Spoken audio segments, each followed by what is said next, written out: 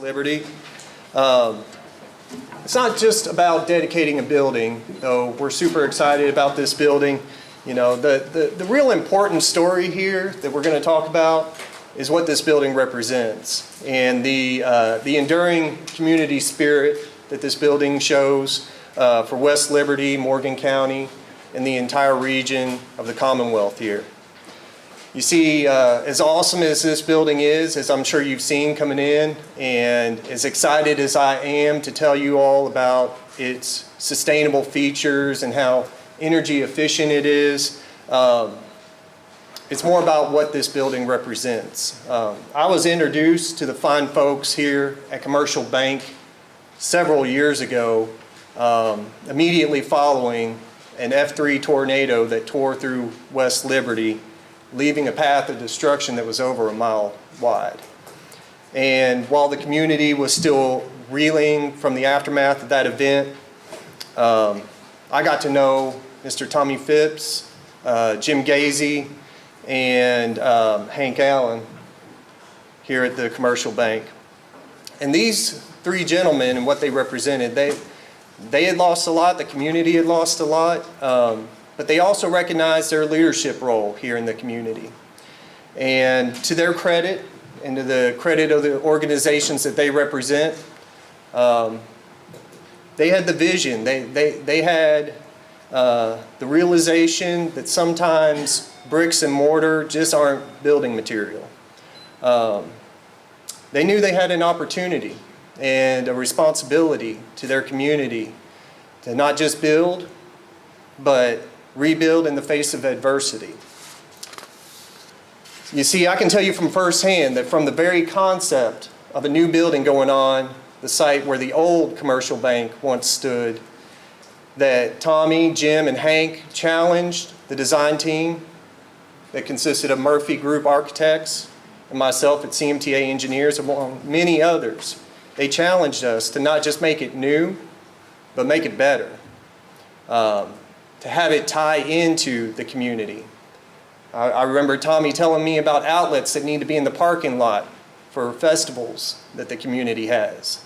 And folks, I don't know where you bank, but my bank in Lexington, they don't have a room like this that's a community center in the basement of their bank. So this is more than just a bank, it's a part of the community. And again, they challenged us to make it better. They told us to make it more innovative, not just new, but innovative. They told us not to just make it new, but to make it safer. And to give West Liberty a sense of pride, to showcase their enduring spirit to everyone that came into the community. Well, I'm here today, along with so many distinguished guests and members of the community, to congratulate Commercial Bank on a job well done. As a result of your vision, not only does the future of West Liberty look brighter than ever, but you have set a high standard through achieving LEED Gold certification for this facility. And ladies and gentlemen, I'm here to tell you, achieving this certification is not easy or simple. It's not just one thing in this building that gets you LEED certification. It is a holistic approach to all parts of the building through construction, design, and operation. See, LEED stands for Leadership in Energy Efficient Design and represents a process of documenting and justifying the building's sustainable, environmental, and occupant health features. So features in this building include such items as geothermal HVAC, energy efficient LED lighting, water use reduction, a sustainable site that it was built on, as well as recycled materials and construction waste management, just to name a few. This is just a few. And to go into more detail, it's my honor to introduce Jim Gazay here with the bank. Jim is the compliance officer here at the bank. He's also the facility director here at Commercial Bank. And he's going to go into more detail on some of the features here that led into the LEED certification. Jim?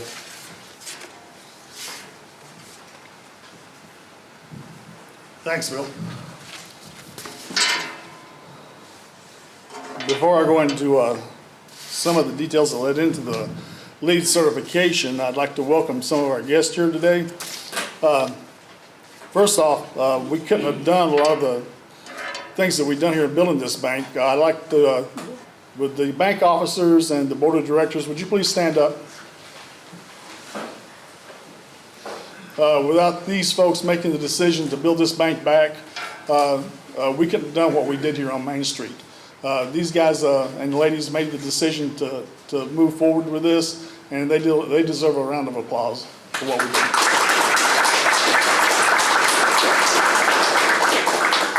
Thank you.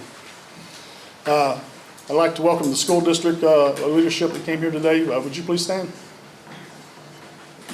Thank you, Deatra. Local government, county and city, please stand. Stanley, I know you're here. Anthony. Anybody from the city here today? No? Aaron? This is Aaron Thompson. He's the governor's field rep. Thanks for coming today, Aaron. Appreciate you being here. The construction team, would you please stand up? All the construction team is here today. Jim Leake, I know you're out there. Stand up. Bill Sharp, stand up again. Give these guys a round of applause. Welcome.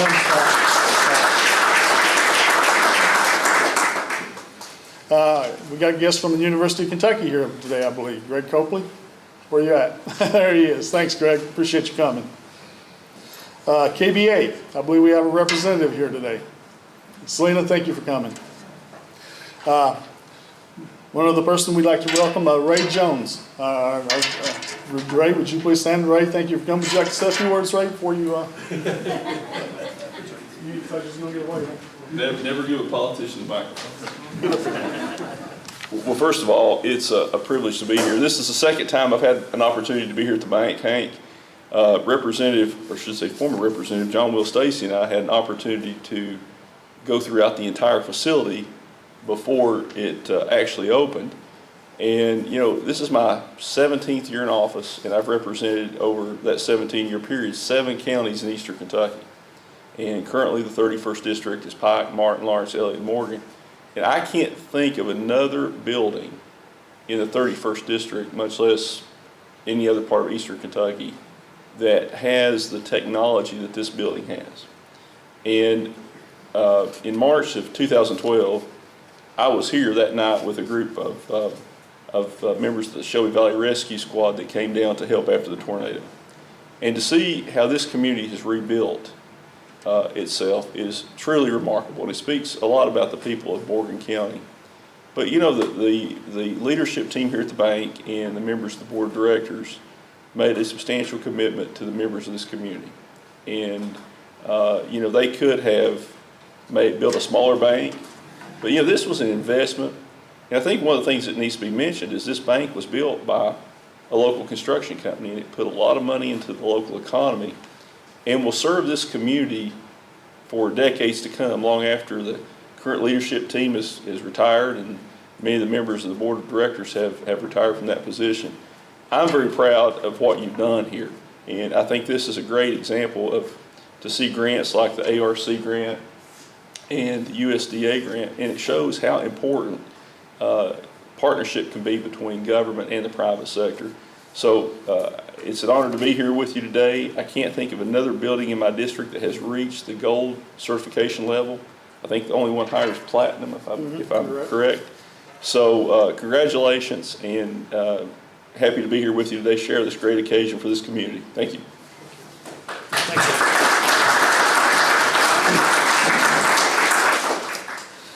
I'll get into some of the details of what we went through to get this LEED certification. First, when Hank and Howard and Tommy asked me to come in and take this job, I never envisioned once I left the Department of Defense that I'd come back to a small community and be challenged with a project of this magnitude.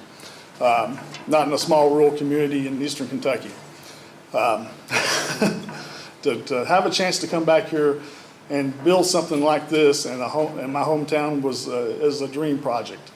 And I thank Hank and the board and all the bank officers for giving me this chance. So going forth right now, this is some of the things we had to do. To achieve the LEED project, we had to get so many points. We achieved 62 points. This is the second highest rating that a LEED has to offer, is the gold. As Ray said, platinum is the highest. To reduce pollution and land development impacts from automobile use, the building has provided preferred parking for low-emitting and fuel-efficient cars. You saw those out in the parking lot if you came in. Through the use of high-efficiency and low-flow toilets, urinals, faucets, and showers, the building will save around 34,000 gallons of water annually, over 36% reduction when compared to conventional buildings. The commercial bank also decided to not install any permanent irrigation systems and use native species for plantings on the project to eliminate the use of potable water for landscaping. If you notice, if you came in outside of the courthouse side, there's a rain garden out there with the roses. There's a drain out there. All the water that comes off the roof out there, that goes into a drainage out there. That water is held for 48 hours before it's released upon the city. That saves the city if there's a cloud burst or water, if there's a huge water overflow on the system, it saves the city from that water overflow. The building energy system was designed to provide over 38% reduction in energy consumption. This allows the building to save around 272,000 kilowatt hours of electricity annual when compared to similar buildings. Commercial Bank has helped their carbon footprint by purchasing a 2-year green energy certificate, renewable energy certificate contract for 100% of its annual energy consumption.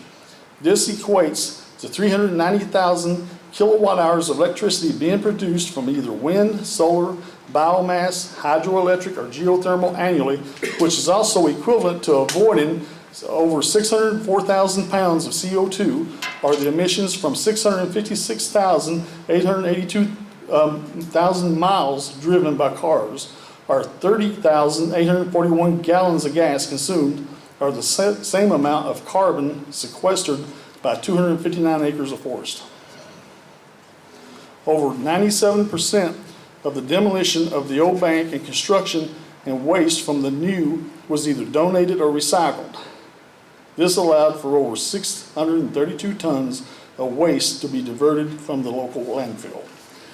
Another interesting note on that, a lot of the pallets, instead of being diverted to or being sent to the landfills, we had a local person out in the community took those pallets and created sheds out of them, picnic tables and all that.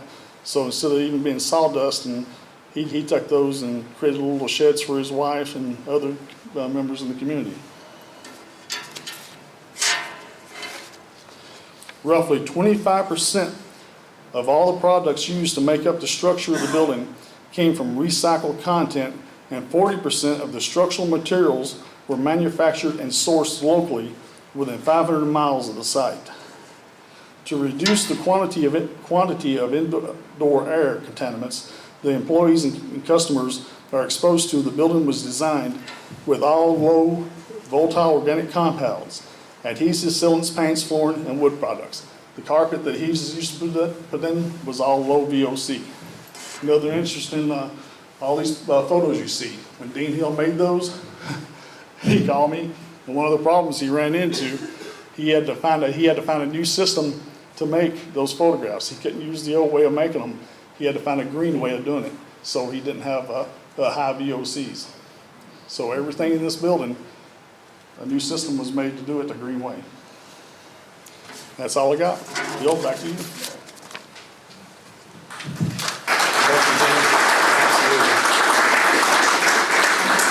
Well, folks, I told you it wasn't easy, and Jim just rattled off a lot of the green features and the numbers that go along with those green features. You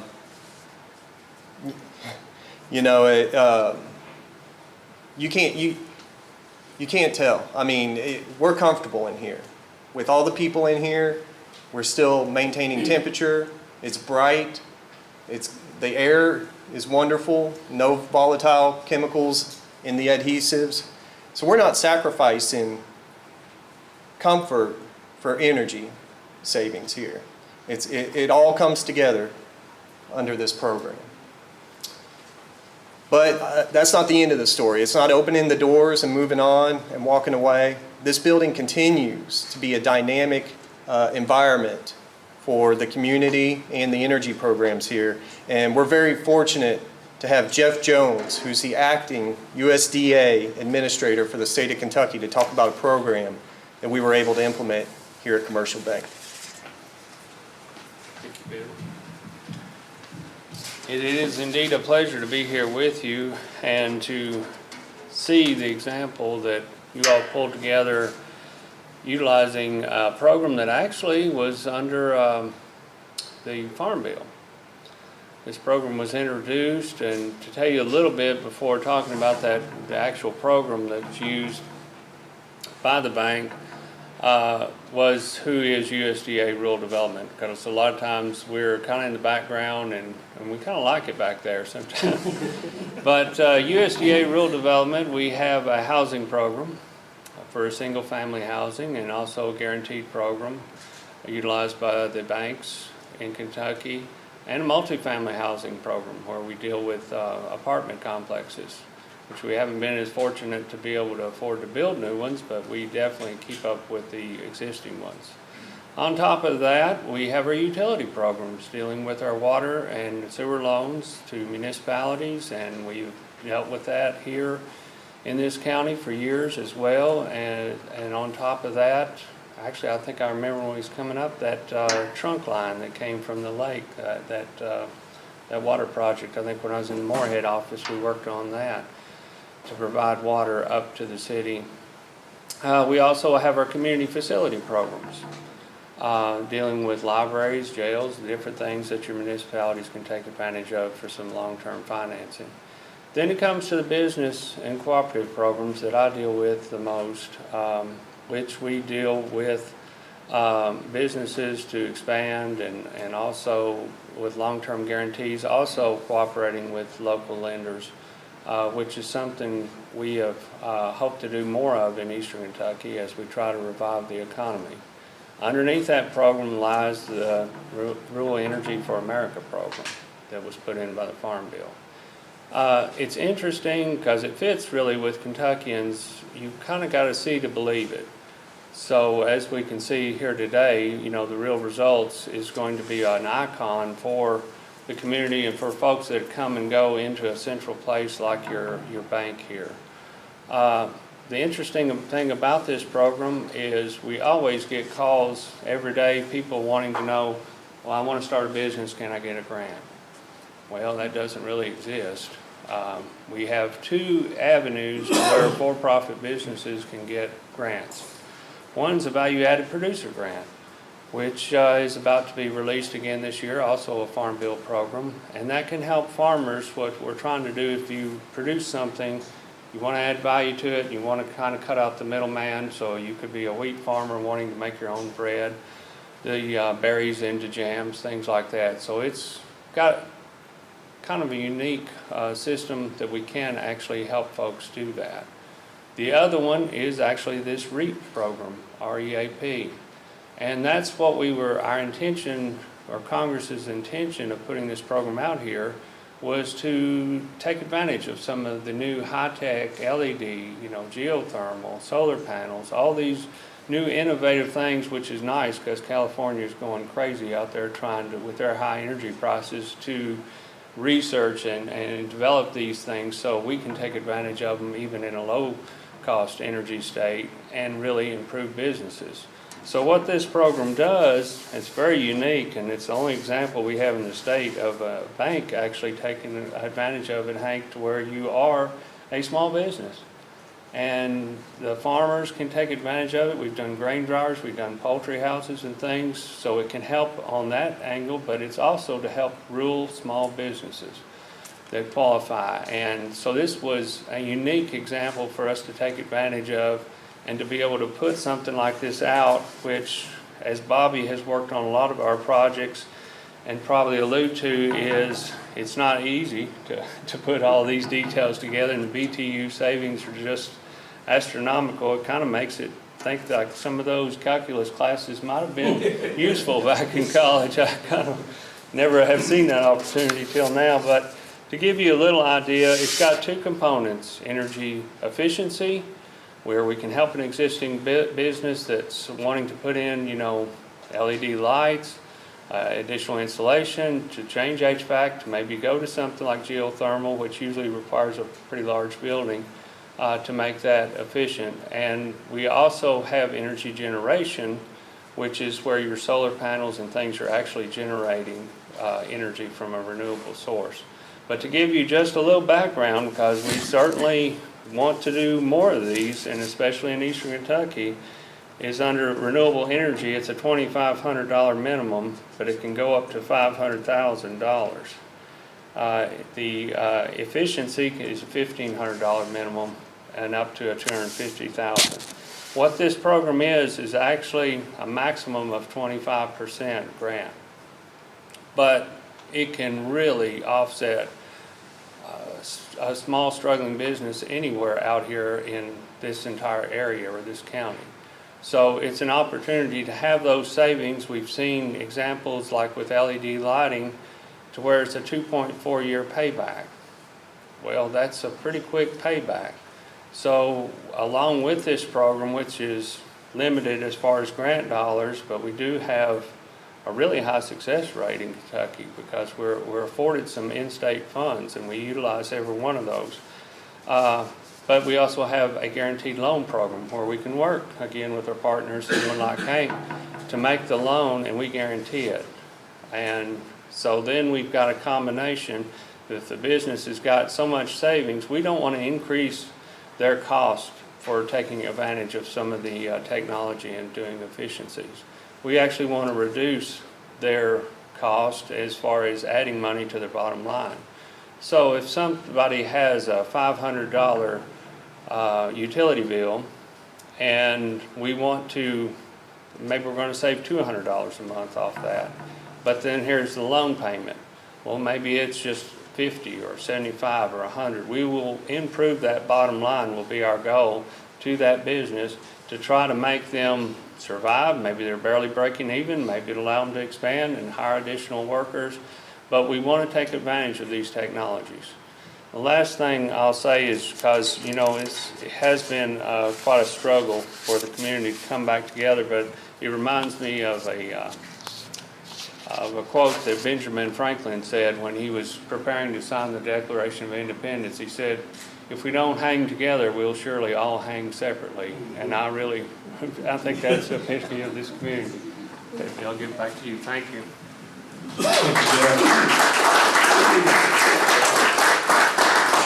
Thank you for the USDA and all the opportunities they give our state and the farmers and businesses in the community.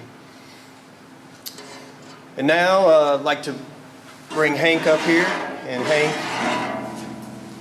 on behalf of the United States Green Building Council, it's my honor to present you and the commercial bank with this LEED plaque signifying your certification in LEED Gold for your facility. Congratulations.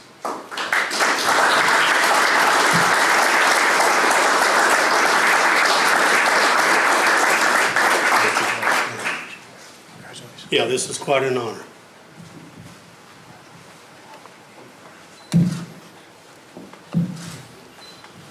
It's not the Heisman Trophy, but it's a pretty big deal.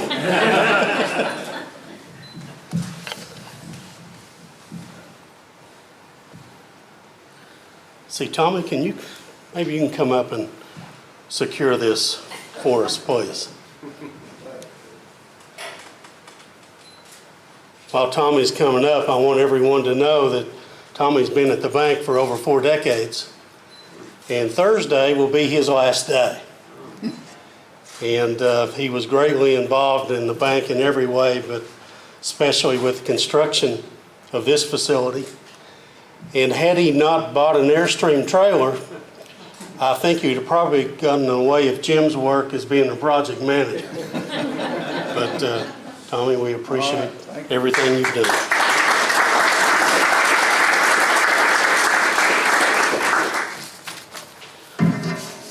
I really thought this was a big deal, and then I started looking around the room, and Aaron Thompson is here from Governor Bevin's office, and Senator Ray Jones is here. And usually when I'm in a room with either one of them, I'm sitting where they are and they're up here in the front. But it's certainly great to have that representation. We appreciate you being what you are for our community. But, you know, thinking back, and it was mentioned earlier 5 years ago when the tornado hit, you know, for the first day, it was just, it was so shocking we didn't know which way to turn. But it, you know, it happened on a Friday evening, so we had a weekend to deal with. And it didn't take us long to realize that we needed to restore customer confidence and the community confidence after the devastating tornado.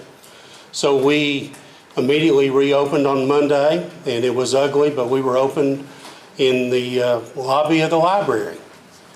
And though we're over 100 years old, we'd only had one location during the entire existence. And within 2 weeks, we went from one location to 4 locations.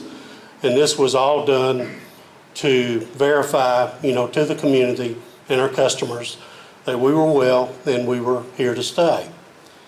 And shortly thereafter, you know, our board got together, and if you live in this community, you truly understand that the bank is a reflection of the community, and the community is a reflection of the bank.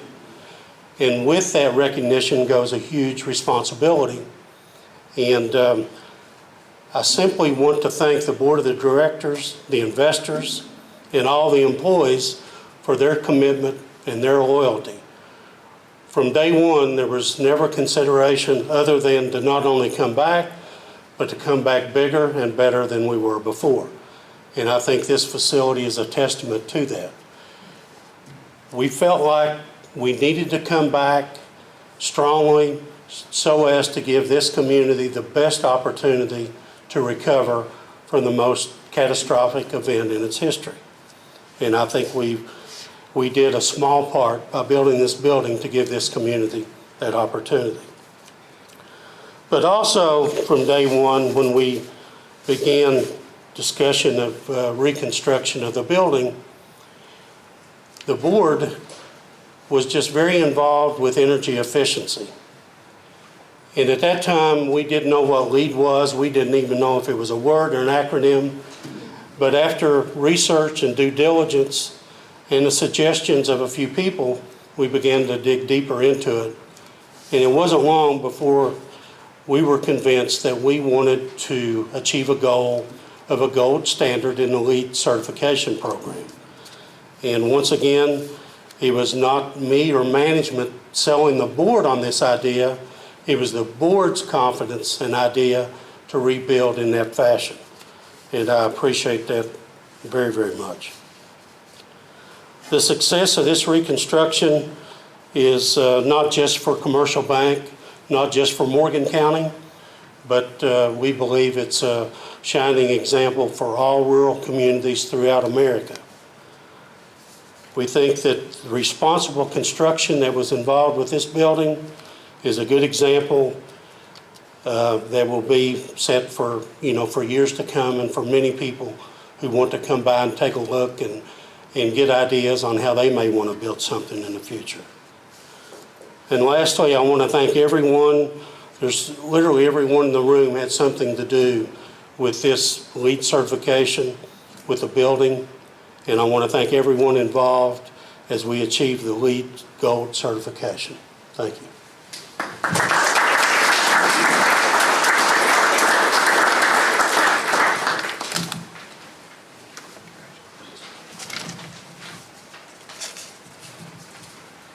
Again, congratulations, Hank, and Commercial Bank. Our next speaker, again, is a testament to a dynamic building that this facility continues to be. Bobby Clark, who's the Director of Business Development at Midwest Clean Energy, is here to talk about our energy efficient educational dashboard. Bob. Thank you. It was 5 years ago when I came into this community, and seeing the heartbreak, the challenges was very touching. And for me to play a small part in this rebuilding has been a blessing. Meeting people like Hank and Jim become good friends of mine, and I'm just proud of the service that we've been able to work together. Greensburg, Kansas in 2007 was destroyed by an EF5 tornado. Only 3 buildings remained in that community. Tom Eblin at the Herald Leader told me about this city, because he'd come down here I think on Monday after the tornado, and he's a friend of mine, and he told me about Greensburg. So I called Daniel Wallach from Greensburg, Kansas to find out what this was all about. And we were hired, Jonathan Gay at the Regional Innovation and Technology Center, and he's also the director of the Moorhead, Kentucky Innovation Office, hired us to help put together a strategic plan for rebuilding. Not the bricks and mortar, but how to rebuild the community. And we invited Daniel Wallach to come to town and meet with Hank, meet with the community. And I think it was at that meeting that Daniel was talking about 12 LEED buildings, 31 total green buildings in this community. They had to build back everything, the schools, the government, the homes. They got a wind farm. And prior to the tornado, 40,000 visitors a year came to, as Daniel would say, nowhere, Kansas. And now 100,000 people come from around the world to see this community and how it rebuilt itself. And that became kind of our passion and our model of what we wanted to do with West Liberty. And when Hank heard this, first thing he asked Daniel says, "Do banks go LEED?" And Daniel said, "Of course they do." And that, I think, started the idea of the discussion of how to do this. One of the things that Jim, I don't think, mentioned in his remarks is he told me recently that this building is larger than the old bank, and the current utility bill is about 40 to 45% of what that older bank was. So again, walking the walk and showing how important it is to demonstrate this activity. When we learned about kind of the different dynamics, we did research. My business partner Jason DeLam and I worked on this project, and Jonathan Miller was actually hired first to come in and help raise money for this community and its rebuilding. And when Jonathan asked what's the plan, there wasn't a plan. So we got hired to come in and develop this plan. So after we finished this report, it took us about 7 months to put everything together and make sure that we were talking to all the people in the community. And came up with 13 recommendations. I won't recite those recommendations, but a couple of them was, how do we rebuild the economy? It's important to find ways to support the business owners that are here and to catalyze those that want to start a business in this community. We also looked at passive housing, is how can we encourage people when they rebuild a home, is build it as energy efficient as possible. And in 2000, after Jonathan got our report, it was his turn to start raising money, and he happened to be Deputy Chief of Staff to the Secretary of Energy under the Clinton administration. And so he called some friends of the Clinton Global Initiative and talked about our project, and we were invited to the 2013 and the 2014 Clinton Global Initiative project, or meeting in Chicago and Denver, respectively. And it was that experience of that first one that we heard about commitment to action. This organization represented projects around the country that were doing something to help their community, that were 30 to 40% already underway in terms of raising. Not just a good idea, but a project that was going to make it. And working with Kentucky Housing Corporation and Winterwood Management, they worked together. There was $500,000 in tax credits. They leveraged that into a couple $1 million to build Frederick Place apartments up here. They built them with Energy Star appliances. It's highly energy efficient, so their utility bills would be less than most people of similar size or apartments. And so we started working on putting a plan together And this dashboard idea came out because I went to see Greg Copley at UK Center for Applied Energy Research, and they had just done a tour of this brand new building, and this whole wall was covered with a dashboard. And I thought that was pretty cool. So after we got back and decided to apply for the certification of commitment to action, I added the dashboard as a last afterthought. But I thought it was a cool way to demonstrate what was going on. And so is Myra Lee here? Oh, yeah, come on up. I want, she's the one with FAHE, formerly Federation of Appalachian Housing Enterprise, and she's going to tell you about a grant that we got in order to make this project work. Thank you, Bobby. Yeah, I'm Myra Lee Smith-Cowley, and I'm here representing FAHE, which is a membership organization that works in 4 Appalachian states, and we mainly work with housing, but we came to this community a couple of weeks after the tornado and held some meetings and got hooked up with Bobby with this whole idea of Greensburg and LEEDs and what can we do for energy efficiency, and working with Kentucky Department for Local Government, we at FAHE were able to apply for the Appalachian Regional Commission funding on behalf of the community. That has resulted in the dashboard that you see upstairs, which monitors energy usage for apartments and 2 homes that have solar panels that the grant paid for, and then comparing that to construction that wasn't necessarily using all the energy efficiency. So you can contrast. And then Bobby has also used some of those resources to work in the community, especially with young people, to talk to them about energy efficiency. So we're really pleased to have been a part of this, and something that's a resource here at the bank, and are very congratulatory of you here at the bank and the whole community for your perseverance and looking at the community, everything you've done that has turned things around. Thank you. Thank you, Myra Lee. And, I met Jim King, the president of FAHE, in Chicago at the Clean Global Initiative conference, and immediately, what can we do to help? And Vonda Pointner is another lady over at FAHE that has helped us. We got a $94,000 grant to do this, and one of the people I want to recognize, our company and the people related to that, is I met Frank Harshaw at Harshaw Train a couple of years ago, and had a wonderful discussion and was talking about this project down here. And Harshaw Train actually builds dashboards. They've built them in schools all over the Commonwealth. And so when I was talking to Frank and telling him about the challenges and stuff, he said, if you raise $25,000, I'll give you $25,000 if you can match those funds. And so a good challenge, and we knew we needed to raise it anyway.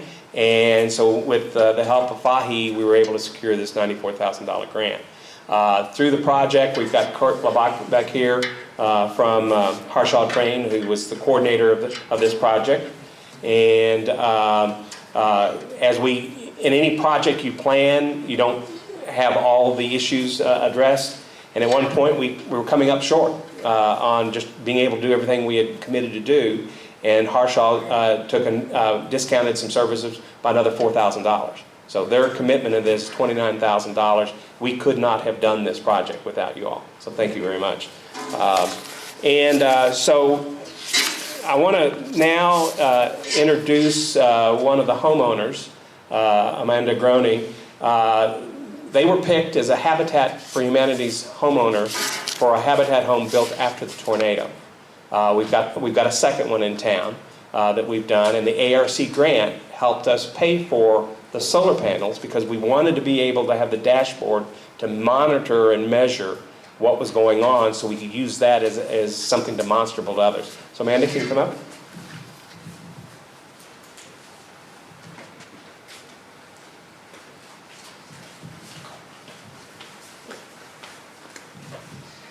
Right, so we are members of the community, obviously. We were renting a home from Miss Barnett. She was lucky enough to have us as renters.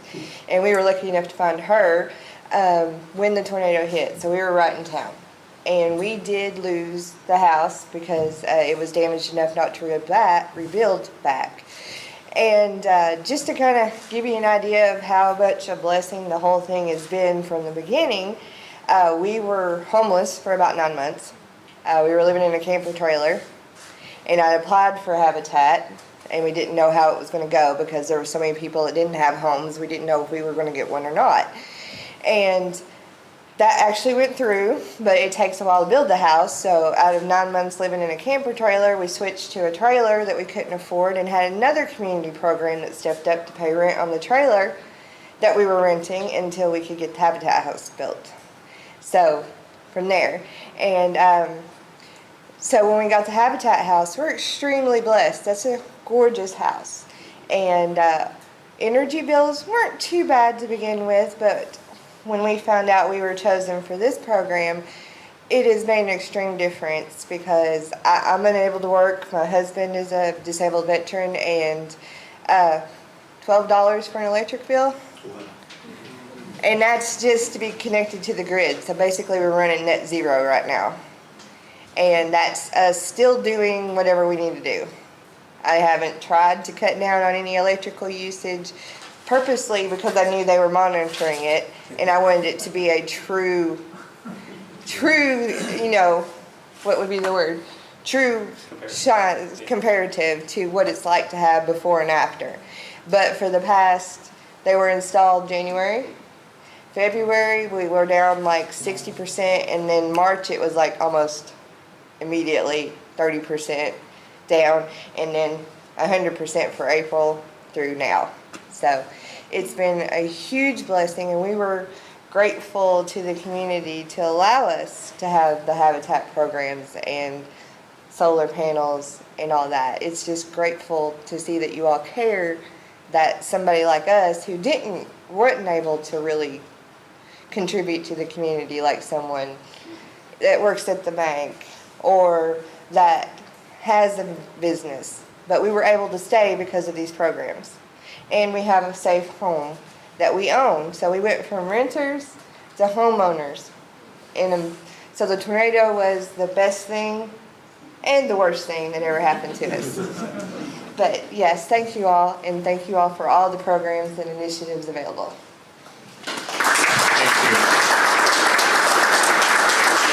A great story, and one of the most proudest moments of this whole project so far. As I was saying leading up to this, we picked the two homes for comparison purposes. The dashboard upstairs that you can see measures the plug load, the lights, and the HVAC system to be able to monitor what its usage is. In addition to the two homes, we will be adding another home, an older built home that will be coming online probably in about a month because we had to order some pulse output meters in order to gather the data. And with that, I wanted to thank some of the key sponsors in this project. And again, we couldn't do it without them. The Licking Valley Rural Electric Cooperative, Kerry Howard and John May, they're the ones that are donating a pulse output meter for this older built home that we will use. AEP Kentucky Power, I'm pleased to have here today E.J. Clayton, Sean Sumner, and Linda Bevins. Will you all stand?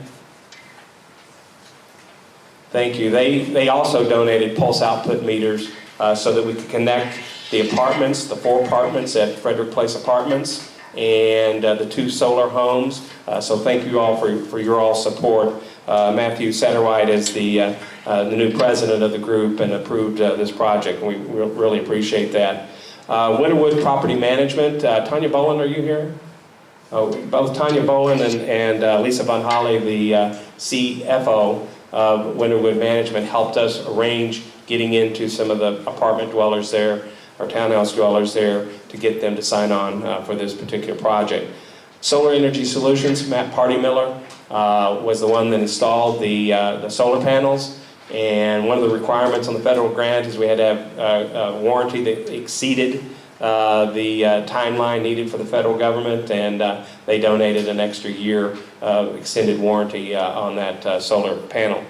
Mountain Telephone, Rural Telephone and Cooperative, Sean Eisen and Quentin Murphy, they've got some folks here that are recording today, and they've loaned us equipment throughout this project to capture some of the important things that happened. Fusion Corp Design is the one who has designed the new website that I can announce here today, www.westlibertynew.org. And this site is going to be able to monitor that, and my nonprofit Sustainable Business Ventures will continue to maintain this for 4 years minimum, but forever, to be able to promote what's going on, pictures of before and after, and just continue to tell the story going forward. So Fusion Corp Design charges thousands of dollars to build a website, but gave it to us at a very low cost in order to make this happen. Let's see here, who else do I have? Jonathan Miller was again very involved in the project. And WKYT-TV, they came down here on April 25th to be the ones to show off the dashboard right when it started. And Amber Philpott did a great job covering this story, but she also provided all of the video that we did from interviewing the Gronies, from interviewing Jim and me and about the dashboard, has provided that, and on our new website we have the full interviews of us and the project, as well as a lot of other projects that we're doing. Habitat for Humanity, thank you for your all's support. Mary Shear, what was your name again? I'm Amy. Amy from Habitat were very supportive of this project, and I know they have goals and plans to do more of this kind of thing for Habitat owners in the future. And Dietra Burnett, thank you for your support. It was alluded to, Amanda alluded to this, but we hired the National Energy Education Development Project, LEED. They're in all 50 states. It was created under Jimmy Carter to promote energy efficiency. And so we trained 6 teachers, 4 elementary, 1 middle, and 1 high school teacher in Morgan County schools about energy efficient with lesson plans, energy kits, and the like. And that same day on April 25th, that afternoon, I went to Miranda Farmer's class and were able to videotape the kids doing their energy demonstration projects. So just today, because we just went live with the website, there is a segment on there of the demonstrations that these young people have done. And going to be working on another grant application soon to get more funds for energy kits and stuff. And I'll be telling everybody more about that later. So I think, have I forgotten anybody? I don't think so. So I'm the only one standing away from snacks and tours of the bank. I know that you will enjoy going to see the geothermal system and walking through the tour. Soon we will have the dashboard connected to the website. We've got some technical issues we got to address, but ultimately the goal is for other students around the country, around the state, and others to be able to see what we're doing. So maybe we can increase tourism and visits like Greenwood, Kansas did, to bring more people into this amazing community. Thank you so much.